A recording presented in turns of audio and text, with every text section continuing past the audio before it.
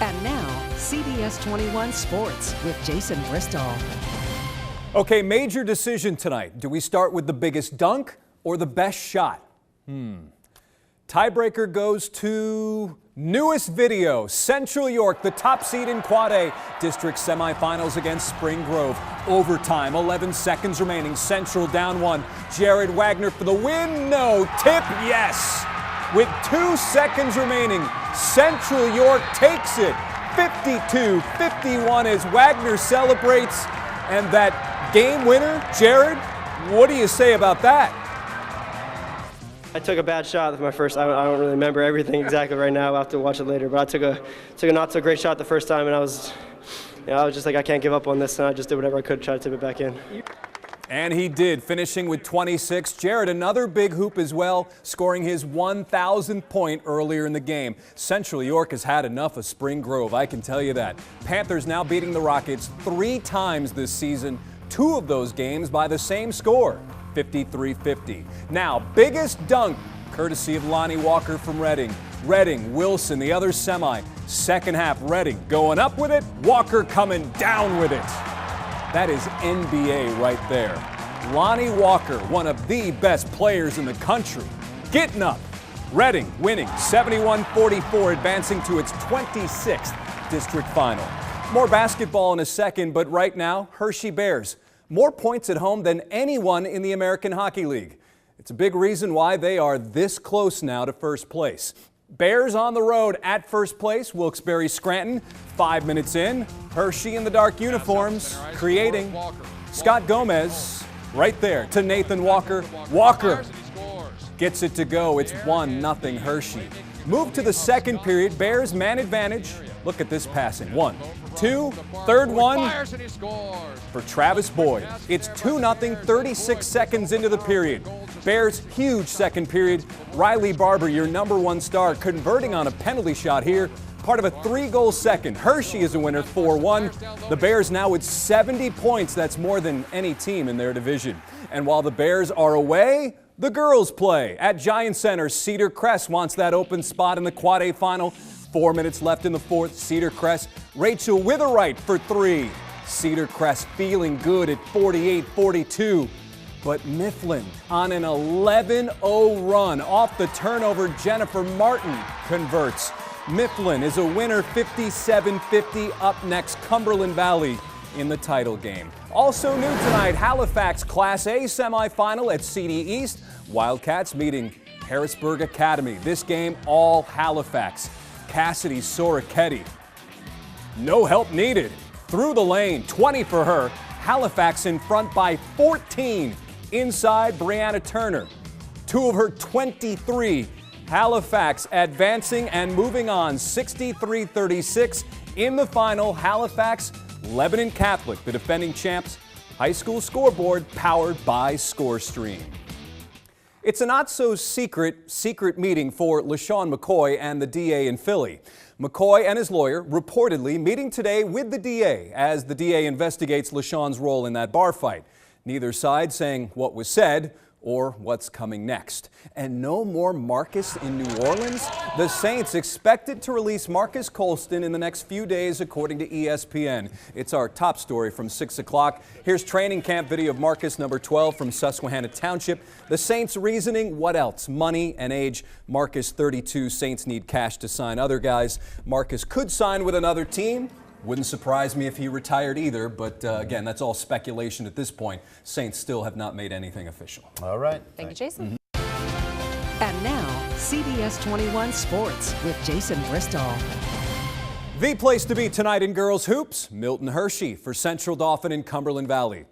As it turns out, though, this game was actually played on the corner of Too Much Talent and Revenge Boulevards. Cumberland Valley, the 2-time state champs, but they've lost 2 of 3 this season to CD.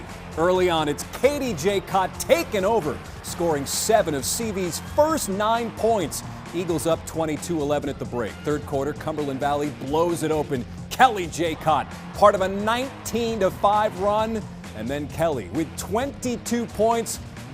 This one banks in, 44-18.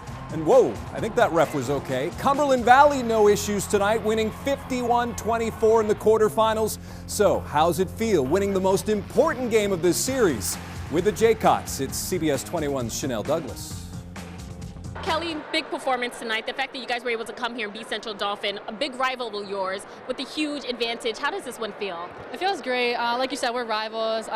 We started off really hot in the first quarter. Kate had like 7 or 9 points, and that's what carried us overall. They beat us twice in the Mid-Penn Conference, and then we beat them the last time in districts, but we just started off great. My teammates got me the ball, I got them the ball, and we all just played a great game together.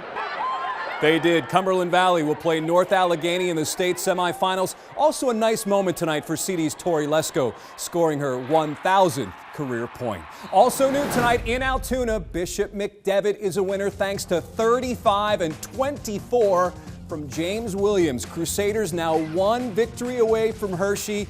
Best season in school history. Our high school scoreboard is powered by ScoreStream. And speaking of Hershey, right now we are taking a walk at Giant Center, home of the state wrestling championships. The kids, the coaches, their families, here from all over the state. And in AA, it's go time for the state semifinals. We start with Colin Myers in black, the freshman from Boiling Springs, winning 11-4. His final opponent at 113 will be Gavin Teasdale, who has never lost. At 120, Jalen Hankerson, also from Boiling Springs, allowing 2 points there. He loses 3-2. Semifinal at 132, John Pippa, Bishop McDevitt. He will win and wrestle for a state title. He takes this match 5-1. Possibly the most exciting match of the day, though, it's this one from AAA. Bailey Shutt, Lower Dauphin in blue. Bailey, all tied at 1 with 10 seconds remaining. A takedown with 4 ticks left. He beats Dan Iredale of Conestoga 3-1, making the semifinals at 160. And here is more AAA action from Giant Center. All the stuff from the quarterfinals at 113. Warwick's Devin Schnupp escaping for the win. He advances 2-1 at 126. In black, undefeated Tyshawn White from Central Dauphin, flipping his guy. Tyshawn wins 5-3. Bump up to 145. Edmund Ruth, Susquehanna Township in red. Ed Ruth's brother, having a tough time with Cameron Coy, the former state champ from Penn Trafford. Edmund Ruth falling 6-2. 152 in purple. Hayden Hidley, Mifflin County, a third period pin puts him in tomorrow's Final Four. And it doesn't seem possible, but it happened. This guy right here from 70 feet away, hitting this huge shot. And listen, that basket, a buzzer beater, it's only part of the story. First, UConn giving up this 3 to Cincinnati, and then the Huskies have only 0.8 of a second left. 0.8 of a second? And while the Bearcats are celebrating, Jalen Adams will convert. And yes, maybe the clock didn't start on time, but it was still good. Beat the horn. UConn then wins in a 4th overtime, moving to the conference semifinals.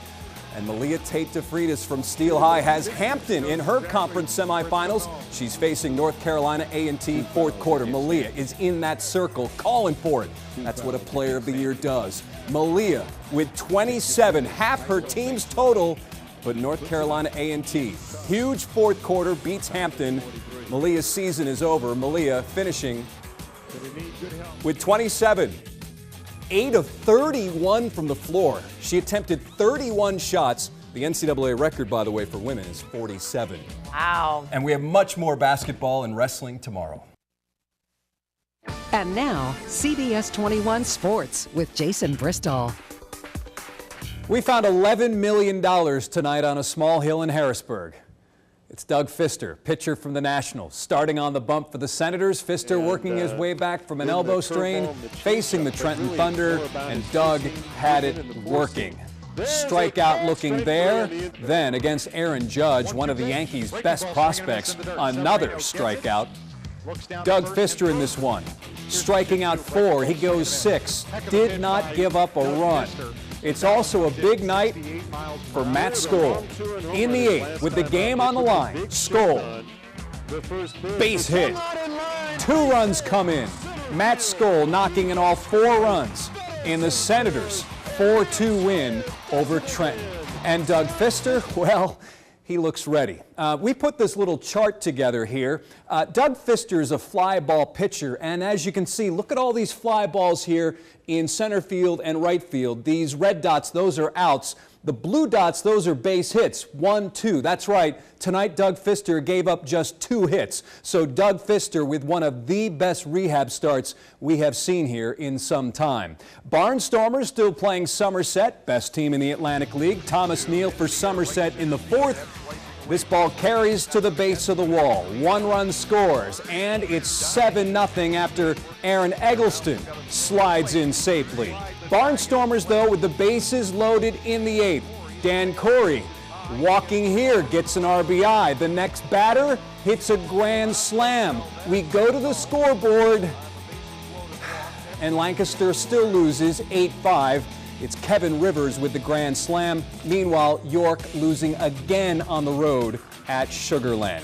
Also new, Women's World Cup, the U.S. back on the field, this time with Sweden. Hope Solo with Love Some Goals. The United States in blue, 33 minutes in with some pressure.